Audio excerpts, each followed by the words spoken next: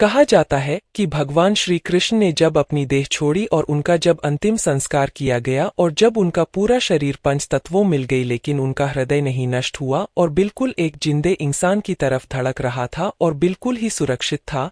और ये बात बहुत कम लोगों को पता होगा कि आज भी ये हृदय बिल्कुल सुरक्षित है, जो कि जगन्नाथ भगवान की काठ की मूर्ति में बसा हुआ है और धड़कता रहता है। जब भी भगवान जगन्नाथ मंदिर की सफाई होती है तो ये सोने से बने हुए झाड़ू से होती है। भगवान जगन्नाथ को कलयुग का भगवान भी माना जाता है। उड़ीसा के पुरी में भगवान जगन्नाथ जी अपनी बहन सुभद्रा और भाई बलराम के साथ विराजमान है। परंतु भगवान जगन्नाथ से जुड़े हुए बहुत से ऐसे भी रहस्य हैं जिसका आज तक कोई पता नहीं कर सका। जगन्नाथ भगवान की प्रतिमा हर 12 वर्ष बाद बदल दी जाती है और जब प्रतिमा को बदलना होता है तो पुरी में हर जगह की लाइट बंद कर दी जाती है। मंदिर के चारों तरफ सीआरपीएफ सेना लगा दी जाती है ताकि कोई भी व्यक्ति मंदिर में घुस न पाए। मंदिर में भी पूरी तरह से अंधेरा रहता है और पुजारी के आंखों पर भी एक पट्टी बांध दी जाती है और पुजारी अपने दोनों हाथों में दस्ताने पहनकर पुरानी मूर्ति में से एक ब्रह्मा पदार्थ निकालकर नई मूर्ति में डालता है।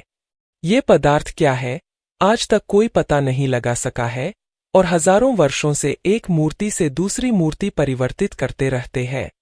यह एक ऐसा अलौकिक पदार्थ है जिसको छूने पर इंसान का पूरा शरीर भस्म हो जाता है। माना जाता है कि इसका संबंध भगवान श्री कृष्ण से है। जब जगन्नाथ भगवान की प्रतिमा बदली जाती है तो उसके साथ साथ मंदिर के हर प्रतिमा को बदल दिया जाता है। प्रतिमा तभी बदला जाता है कि जब आषाढ़ के 2 महीने आते हैं। वैसे ऐसा 12 से 14 सालों में एक बार होता है। जब ऐसा होता है तो इसे नवकलेवर कहते हैं। लेकिन आज तक कोई भी पुजारी ये नहीं बता पाया कि वो पदार्थ क्या है जिसे एक मूर्ति से दूसरी मूर्ति में डाली जाती है। जिन पुजारियों ने उस पदार्थ को हाथ लगाया है उनका कहना है कि यह खरगोश की तरह उछलता रहता है और आज भी हर साल जगन्नाथ यात्रा का पहले वहां का राजा स्वयं अपने हाथों से झाड़ू लगाता है। और इस मंदिर की एक खास बात ये भी है कि जैसे ही हम मंदिर के सिंह द्वार से पहला कदम अंदर रखते हैं तो समुद्र के लहरों की आवाजें सुनाई देने बंद हो जाती है, जबकि जैसे ही मंदिर से एक कदम बाहर रखेंगे समुद्र के लहरों की आवाजें तेजी से कानों में सुनाई देने लगती है। अक्सर मंदिरों के ऊपर पक्षी बैठे हुए दिखाई देते हैं, परंतु जगन्नाथ मंदिर के ऊपर से कोई भी गुजरता हुआ नहीं दिखाई देता और मंदिर पर लगा हुआ झंडा हमेशा हवा के विपरीत दिशा में लहरता है।